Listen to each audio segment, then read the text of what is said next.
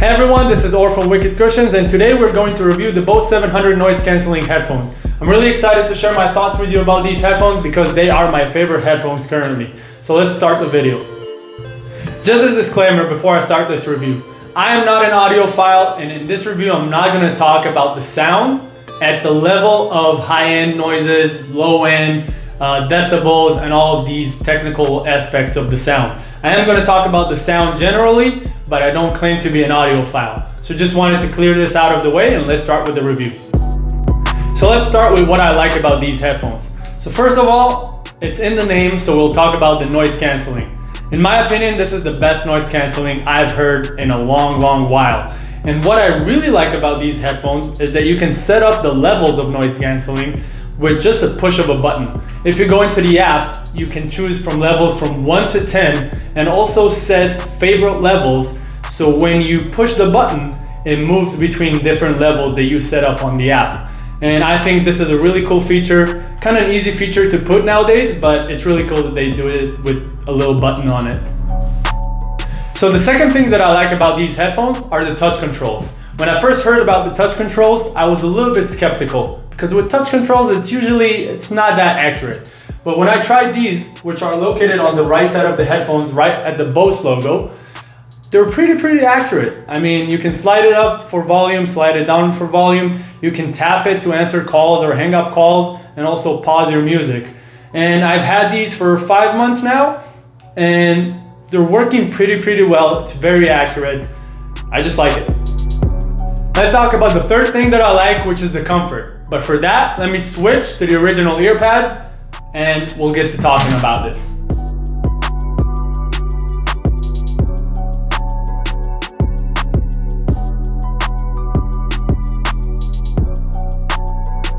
So let's talk about the comfort. Obviously, one thing I really like about these headphones are the original earpads. I don't think they're perfect, but they're damn near close to perfect. And the second thing that I really like about these is how easy it was to just replace the earpads right now. These are probably the best over-ear, the most comfortable over-ear headphones that I tried, when the QC35, the ones that came right before that, were the second best ones that I've tried in terms of comfort. And these just feels really good on your head. You might feel at the beginning with the original ones that after an hour, the clamping on your head feels a little bit too much, but this is why I make earpads. A little plug, shameless plug. But even with the originals, they're really good. I would rate it damn near perfect. Let's move on to the next thing that I like, which is the connectivity. I've had these for 5 months, and so far, no issues whatsoever. It never unpairs. It pairs really quickly, and it's super easy to use. There's some reviews on Amazon that claim that if you don't have the app, they won't work. I had no such issues like that. It works perfectly without the app. I have an iPhone, and I've heard that it works really good with Android as well. The next thing I really like about these headphones, and probably my favorite thing about these headphones, is the looks. It's funny actually, before these came out and I saw them online in photos, I thought they were completely ugly. But these are really different when you take a look at them in real life. I mean, they're super durable. The design is super slick. It's really flexible, and I mean, it really grows on you. If you've seen them in the photos and you don't really like them, you should go see them in real life before you make a decision. The next thing I like, and I've already gave the disclaimer in the beginning, I'm not an audiophile, so this is just an average listener's point of view of the sound. This is probably the best sounding headphones that I've tried in a while. The volume is amazing, the clarity is amazing. It has a little good sensory bass, which Beats used to have a little bit. And I mean, it's all very well balanced, very clear. And the build of it and the earpad and the comfort of it just makes it sound so much better because your ear is in such a good position on the speaker. I just love it. And the last thing that I like about these headphones is the earpads. As a guy who makes his living off of earpads, when Bose comes out with new headphones, they always make it so easy to replace the earpads. And in these ones, they made it even easier. I'm not kidding that even a 5-year-old can replace earpads on these. It's simply just a snap in, snap out. Anybody can do it. And it's just so much fun to customize them. I personally have 3 different pairs of earpads, one for a workout, one for traveling, and one for just listening at home. And these just make it so much easier. Now, it's not all sunshine and rainbows with these headphones, so let's move on to some of the things I don't like about them. So the first thing that I don't like about these headphones, and it's a major one, is the battery life. The Bose 700 noise canceling have 20 hours of battery life. If you compare them to the XM3, which has 30 hours, and the Beats Solo 3 or Beats Studio 3, which I don't even consider close to being the best headphones around, they have 40 hours. It's kind of disappointing that 2 or 3 years after the Beats Studio 3 and Beats Solo 3 were able to achieve 40 hours of battery life, Bose comes out with this and it only has 20 hours. If you're a heavy user, you're really going to feel the difference on that one. The second thing that I don't like about these headphones, and it's a major one as well, is the price. These headphones are freaking expensive. They go on for $450 plus tax right now, and when you compare them to their direct competitor, the XM3, they go on for $300. If you can afford these headphones, I would definitely tell you to get them because I really love them.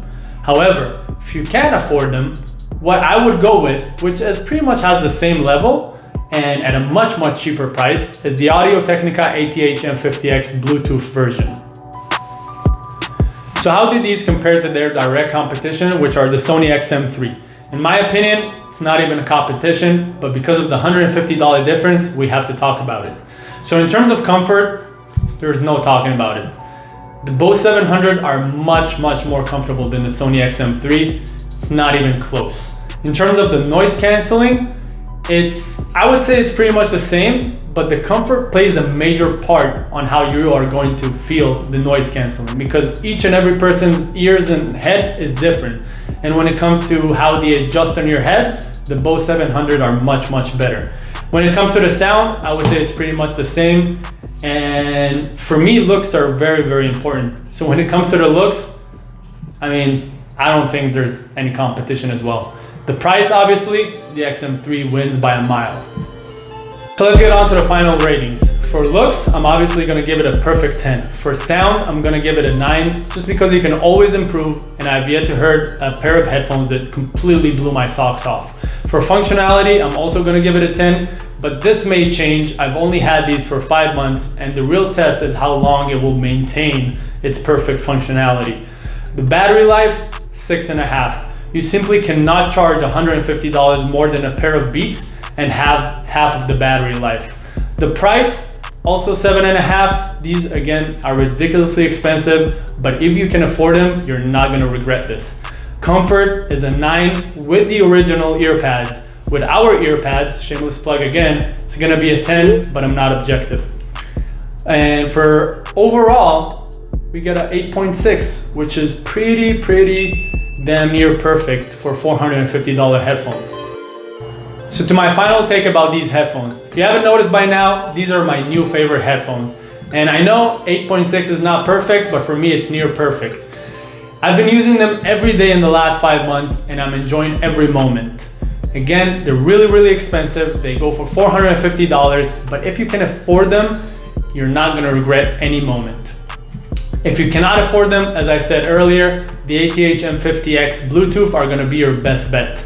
And if you can find these on sale, grab them immediately. So thank you for watching this video. If you have Bose 700 headphones, please comment down below and let me know if you like them or if you agree with me. I really appreciate you watching this. Please like our video, subscribe to our channel as we release more videos like this every month. Thank you very much.